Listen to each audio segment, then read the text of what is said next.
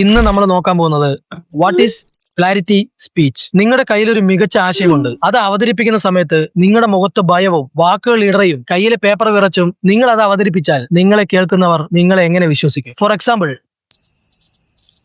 ഇന്ന് നമ്മൾ നോക്കാൻ പോകുന്നത് ക്ലാരിറ്റി സ്പീച്ചിനെ കുറിച്ചാണ്. അപ്പോൾ അത് നിങ്ങളുടെ കയ്യിലൊരു മികച്ച ആശയമുണ്ട്, പക്ഷെ അത് നിങ്ങൾ പ്രസന്റ് ചെയ്യുന്ന സമയത്ത് പേടിച്ചിട്ട് ഒരിക്കലും ചെയ്യരുത്. പേടിച്ച് ചെയ്യുമ്പോൾ നിങ്ങളെ കേൾക്കുന്നവർ ഒരിക്കലും നിങ്ങളെ ഒരിക്കലും വിശ്വസിക്കില്ല. ഇതുപോലെ ഞാൻ പ്രസന്റ് ചെയ്താൽ നിങ്ങൾ സ്കിപ്പ് അടിച്ച് പോകില്ലേ? അങ്ങനെ സ്കിപ്പ് അടിച്ച് പോകാതിരിക്കാൻ നിങ്ങൾ അവതരിപ്പിക്കുന്ന ആശയം കേൾക്കുന്നവരിലേക്ക് കൃത്യമായി എത്താൻ ഞാൻ ഡെയിലി പ്രാക്ടീസ് ചെയ്യുന്ന 6 ട്രിക്സിനെ കുറിച്ചാണ് നിങ്ങൾക്ക് പറഞ്ഞു തരാൻ പോകുന്നത്.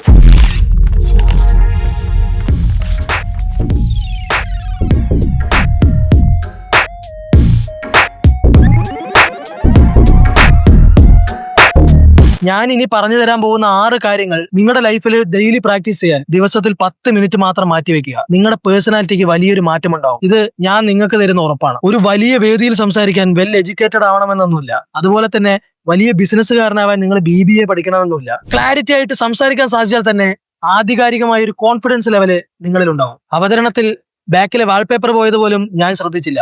ഇതെല്ലാം ഇമ്പോർട്ടൻസ് ആണ്. അപ്പൊ നമുക്ക് പോയിന്റ് നമ്പർ 1 കിടക്കാം. പോയിന്റ് നമ്പർ 1 എന്ന് പറയുന്നത് എംഫസൈസ് ആണ്. ചില ആളുകൾ അവരുടെ ആവശ്യം എന്താണോ ആ വാക്കിന് മാത്രം ഊന്നൽ കൊടുത്തുകൊണ്ട് സംസാരിക്കും. ഫോർ എക്സാമ്പിൾ, അയാൾക്ക് ഒരു 2000 രൂപയുടെ ആവശ്യമുണ്ട്. അയാൾ ചോദിക്കുന്നത് ഇങ്ങനെയായിരിക്കും: എനിക്കൊരു 2000 രൂപ ആവശ്യമുണ്ട്, നിങ്ങൾക്ക് തരാൻ പറ്റുമോ? അവിടെ അയാളുടെ ആവശ്യം 2000 രൂപയാണ്. ആ വാക്കിന് മാത്രം ഊന്നൽ കൊടുത്തുകൊണ്ട് ബാക്കിയുള്ള വാക്കുകളെ അയാൾ അവഗണിക്കുകയാണ്. അവിടെ അയാളുടെ കോൺഫിഡൻസ് ലെവൽ ഇല്ലായ്മയാണ് നമുക്ക് കാണാൻ സാധിക്കുന്നത്. 2000 രൂപ നിങ്ങളുടെ കയ്യിലുണ്ടെങ്കിലും നിങ്ങൾ അത് കൊടുക്കാൻ മടിക്കും. എന്നാൽ മറ്റു ചിലവരെ ശ്രദ്ധിച്ചാൽ അറിയാം, അവരുടെ വാക്കുകളിലുള്ള കോൺഫിഡൻസ് കാരണം നമ്മുടെ കയ്യിൽ ഇല്ലാത്ത പൈസ നമ്മൾ ഉണ്ടാക്കി കൊടുക്കും. അവർ ചോദിക്കുന്നത് ഇങ്ങനെയായിരിക്കും: എനിക്കൊരു 2000 രൂപയുടെ ആവശ്യമുണ്ട്, ഞാൻ നിങ്ങൾക്ക് അത് കൃത്യം 3-ാം തീയതി തന്നിരിക്കും. അവിടെ അയാൾക്ക് ആവശ്യം 2000 ആണെങ്കിലും അത് തിരിച്ചു തരുമെന്നുള്ള വാക്കിനെ അയാൾ ഊന്നൽ കൂടുതൽ കൊടുത്തു. അപ്പോൾ സ്വാഭാവികമായിട്ടും കേൾക്കുന്ന നമ്മൾ അത് വിശ്വസിക്കും. അയാൾ നമ്മൾക്ക് ഓൾറെഡി പൈസ തരാൻ ഇങ്ങോട്ടുണ്ടെങ്കിലും അയാളുടെ വാക്കിലെ കോൺഫിഡൻസ് കാരണം നമ്മൾ അത് കൊടുത്തിരിക്കും. അവിടെ ശരിക്കും സംഭവിച്ചത് അയാൾ പോലും അറിയാതെ അയാളുടെ വാക്കുകളിൽ അയാൾ എംഫസൈസ് കൊണ്ടുവന്നു എന്നുള്ളതാണ്. നമ്മൾ പറയുന്ന ഒരു വാക്യത്തിലെ ഓരോ വാക്കുകൾക്കും അതിൻ്റെതായിട്ടുള്ള വാല്യൂ ഉണ്ട്. ആ എംഫസൈസ് കൃത്യമായിട്ട് പ്രാക്ടീസ് ചെയ്ത് ഉപയോഗിക്കാൻ സാധിച്ചാൽ നിങ്ങൾക്ക് കുറച്ചുകൂടെ കാര്യങ്ങൾ ഈസി ആയിട്ട് നേടിയെടുക്കാൻ സാധിക്കും. ഇത് സെയിൽസിൽ ജോലി ചെയ്യുന്നവർക്കൊക്കെ അവരുടെ ജോലി ഭാഗമായിട്ടുള്ള 3-4 വാക്യങ്ങൾ ഡെയിലി പ്രാക്ടീസ് ചെയ്താൽ അവരുടെ ജോലി കുറച്ചുകൂടെ ഈസി ആക്കാൻ സാധിക്കും. പോയിന്റ് നമ്പർ 2 എന്ന് പറയുന്നത് ലൗഡർ എക്സസൈസ് ആണ്. നിങ്ങളുടെ ടിവിയിലോ സ്പീക്കറിലോ ഫുൾ സൗണ്ടിൽ ന്യൂസോ സിനിമയോ വെക്കുക. എന്നിട്ട് അതേ സമയത്ത് തന്നെ നിങ്ങളൊരു പുസ്തകം എടുത്ത് വായിക്കുക. ഇത് തുടർന്നുകൊണ്ടേയിരിക്കുമ്പോൾ നിങ്ങളുടെ പുസ്തകത്തിലുള്ള ഓരോ വാക്കുകളെയും നിങ്ങൾ ഡീപ്പായിട്ട് ശ്രദ്ധിക്കുക.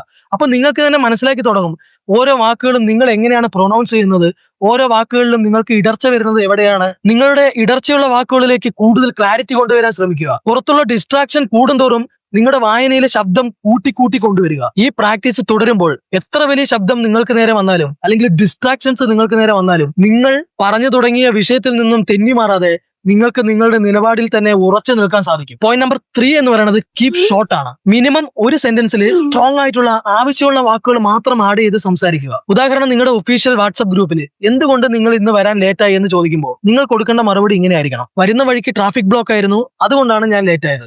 ഇത്രയും മതി. അതിനു പകരം, സാർ ഞാൻ പല്ലൊക്കെ തേച്ച് ബ്രഷൊക്കെ എടുത്ത് വെച്ച് കുളിച്ച് ഡ്രസ്സൊക്കെ മാറി ഷൂ ഇടാൻ നോക്കിയപ്പോൾ സോക്സ് കണ്ടില്ല, അപ്പൊ അപ്പുറത്തുള്ള ചെരുപ്പ് എടുത്തിട്ട് വണ്ടി എടുത്ത് വന്നപ്പോ ജംഗ്ഷനിൽ മൊത്തം ബ്ലോക്ക്. അവിടെ നിങ്ങൾ പറയാൻ ഉദ്ദേശിച്ച കാര്യം ഷോർട്ടാക്കിയും ആവശ്യമില്ലാത്ത കാര്യങ്ങൾ നീട്ടി വലിച്ചും സംസാരിക്കുമ്പോൾ കേൾക്കുന്ന ആൾക്ക് അരോചകമായിട്ട് തോന്നും. പോയിന്റ് നമ്പർ 4 എന്ന് പറയുന്നത് ബി മോർ എക്സ്പ്രസീവ്. ഒരു ആശയം എക്സ്പ്ലെയിൻ ചെയ്യുമ്പോൾ നമ്മുടെ ബോഡി ലാംഗ്വേജ് വളരെ ഇമ്പോർട്ടന്റ് ആണ്. നമ്മൾ എക്സ്പ്രസ് ചെയ്യുന്ന ആശയം ഒരു കേൾവി ശക്തി ഇല്ലാത്ത ആൾക്ക് പോലും നമ്മുടെ ബോഡി ലാംഗ്വേജ് വെച്ച് മനസ്സിലാക്കാൻ സാധിക്കണം. ഉദാഹരണം പറയുകയാണെങ്കിൽ, ഒരു തമിഴ് ഡയറക്ടർ വെട്രിമാരൻ വിജയ് സേതുപതിയോട് സംസാരിക്കുന്ന ഒരു ക്ലിപ്പ് ഭയങ്കര വൈറലാണ്. നമുക്ക് അതൊന്ന് ഡീകോഡ് ചെയ്ത് നോക്കാം. അതായത്, നായികയെ രക്ഷിക്കാൻ സേതുപതി അങ്ങ് ഫൈറ്റ് പണ്ടിട്ടിരിക്കുമ്പോൾ ചുറ്റും ആളുകൾ ഇപ്പുറത്തെ ടി.ഡി ബൂത്തിൽ നിന്നും നായികയെ ഫോൺ വിളിക്കുന്നു. ആ സമയത്ത് നായകൻ എയറിൽ നിന്ന് ഫൈറ്റ് ചെയ്യുകയാണ്. അതേ സമയത്ത് ക്യാമറ കുട്ടിയുടെയും സേതുയുടെയും മുഖം മാറി മാറി കാണിക്കുന്നു. സർപ്രൈസ് ആയിട്ട് ആ കുട്ടിയുടെ മുന്നിലേക്ക് ചാടുന്നു. ഇതുപോലെ പ്രാക്ടീസ് ചെയ്യാൻ ശ്രമിക്കുക. പോയിന്റ് നമ്പർ 5 എന്ന് പറയുന്നത് റിമൂവ് ഫില്ലർ വേർഡ്സ്. ഇപ്പൊ ഒരു വാക്യത്തിൽ 4 വാക്കുണ്ട്. നാളെ എനിക്ക് അവധി വേണം, ഇത്രയും പറഞ്ഞാൽ മതി. ഇതിന്റെ ഇടയ്ക്ക് ഫില്ലർ വേർഡ്സ് മിക്സ് ചെയ്താൽ ഭയങ്കര ബോറായിരിക്കും. ഉദാഹരണം, അത് പിന്നെ സാറേ നാളെ എനിക്ക് ലീവ് കിട്ടുമോ, കിട്ടില്ലേ, തരില്ലേ? അത് അവിടെ ഭയങ്കര കൺഫ്യൂഷൻ സൃഷ്ടിക്കും. ഒറ്റ ചോദ്യത്തിൽ അങ്ങ് തീർക്കാം: സാർ നാളെ എനിക്ക് അവധി വേണം because of my personal issue.